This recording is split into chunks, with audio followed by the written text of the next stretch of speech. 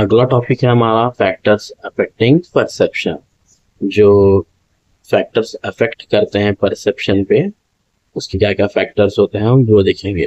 तो हमारा पहला वाला है सेंस ऑर्गन। ठीक है, तो सेंस ऑर्गन कैसा है? फर्स्ट, जो हमारे सेंस ऑर्गन है वो ऑब्जेक्ट को, स्टिमुलाई को परसीव करते हैं, सेंसेशन करते हैं, उसके बाद वो माइंड को भेजने के बाद परसीव करते हैं, उसका परसेप्शन आता है, राइट। इसी तरह ये परसेप्शन में सेंस ऑर्गन कैसे अफेक्ट करते हैं कि एग्जांपल के तौर पे मान लो कि आपकी जो आई है, जो विजुअल है आपका, इस चीज को देख के सेंस करने का, ठीक है, ये आपका सेंस ऑर्गन हो गया, विजुअलाइज कर रहे हैं।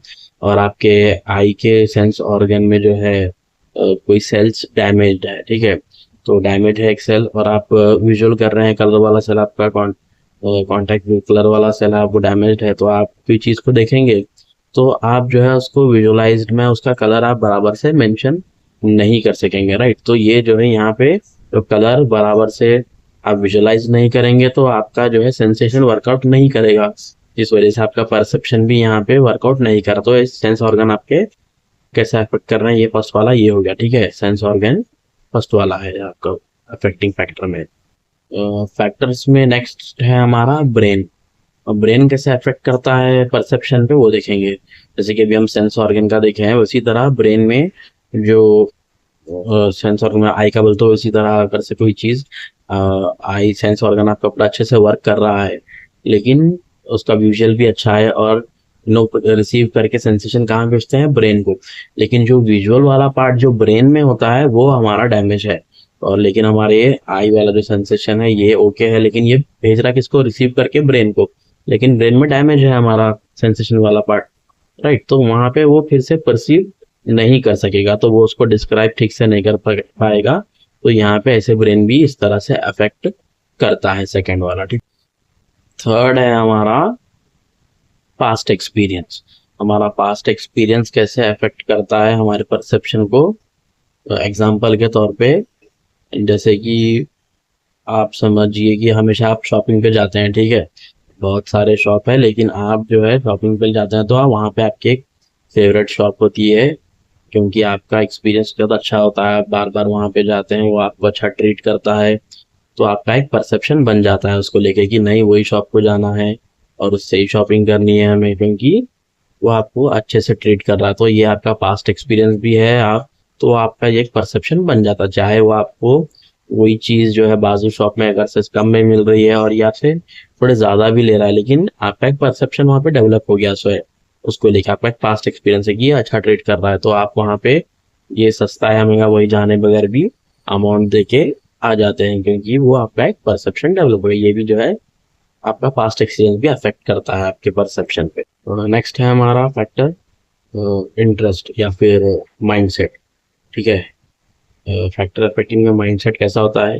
जैसे कि आप ग्रुप ऑफ फ्रेंड्स है, ठीक है, आपके दोस्तों का ग्रुप है, लेकिन आपकी किसी से बनती है नहीं, तो आपका जो है ऑलरेडी एक माइंडसेट हुआ रहता है, ठीक है, वो चाहे कुछ अच्छा काम करो या खराब करो, लेकिन आप ऑलरेडी माइंडसेट किए हुए रहते हैं कि ये ऐसे है, मतलब पॉजिटिव तो रहता है आपका या फिर नेगेटिव रहता है उसको लेके सोच।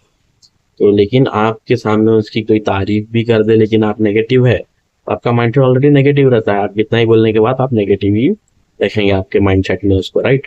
या फिर आपकी नज़र में वो पॉजिटिव है और सब मिलके उसे नेगेटिव बता रहे हैं वो उसके दोस्त को आपके, ठीक है, लेकिन आपकी नज़र में वो पॉजिटिव ही रहेगा, क्योंकि आपका एक ऑलरेडी माइंडसेट हुआ रहता है, तो ये अफेक्ट करता है आपके परसेप्शन को भी। फिर नेक्स्ट है हमारा एक्वायर्ड इंटरेस्ट। ये कैसे अफेक्ट करता है हमारे परसेप्शन को? जैसे कि आप बचपन में कैसे थे वो मैटर नहीं करता, लेकिन जैसे आप बड़े होते हैं और आपका कोई चीज़ में बाद में डेवलप्ड इंटरेस्ट होता है, तो उसे हम क्या करते हैं? एक्वायर्ड इंटरेस्ट कहते हैं। तो एक्वायर्ड इंटरेस्ट का एग्जांपल अगर से हम ले ले तो समझो कि आपको कोई एंटिक चीज़ें, एंटिक आइटम्स कलेक्शन का आपको शौक है, जो कलेक्ट करते हैं आप, ठीक है, तो आपको आप मार्केट में बहुत सारे चीज़ें आप देख रहे हैं, लेकिन आपको जो है कोई चीज़ वहाँ पे एंटिक लग रही है, तो आपका इंटरेस्ट वहाँ पे चल जाएगा पहले वो लेने के लिए, है ना। उसी तरह और एक एग्जांपल देखेंगे हम, जैसे कि थोड़े लोगों को आप देखे होंगे करेंसी, हर कंट्री का करेंसी कलेक्शन का एक शौक होता है, यूनिक शौक, एंटिक शौक, है ना, कि करेंसी कोई वहाँ का नोट है तो मिल गया, तो वो एक शौक होता है। तो ये बाद में डेवलप होता है इंटरेस्ट, है ना, तो इसे हम कहते हैं एक्वायर्ड इंटरेस्ट। लास्ट फैक्टर है हमारा needs, want and desire. Needs क्या होता है, जो ज़रूरत की चीज़ें हैं, जैसे कि रोटी, कपड़ा, मकान, ये हमारे नीड से ज़रूरत है, जिसके बगैर हमारा गुजारा हो नहीं सकता, ठीक है। और वांट्स मतलब जो हमें चाहिए, जैसे कि घर में हमें चूल्हा, फ्रिज, करंट, बाइक, पानी, ये सब हमारे ज़रूरत की चीज़ें हैं जो हमें चाहिए, ये हमारे वांट्स हो गए। और डिज़ायर मतलब जैसे कि मैं घर में रहता हूँ तो फिर मुझे एक बंगले की ख्वाहिश है, ये हमारा डिज़ायर है। मैं बाइक पे घूमता हूँ लेकिन मुझे एक फॉर्च्यूनर, एक बड़ी कार, स्पोर्ट्स कार की ख्वाहिश है, जिसके बगैर भी गुजारा हो जाता है। जो हमारे ख्वाहिश होते हैं वो डिज़ायर हो गया। ये हमारे कुछ फैक्टर्स थे जो अफेक्ट करते हैं हमारे परसेप्शन पे, ठीक है।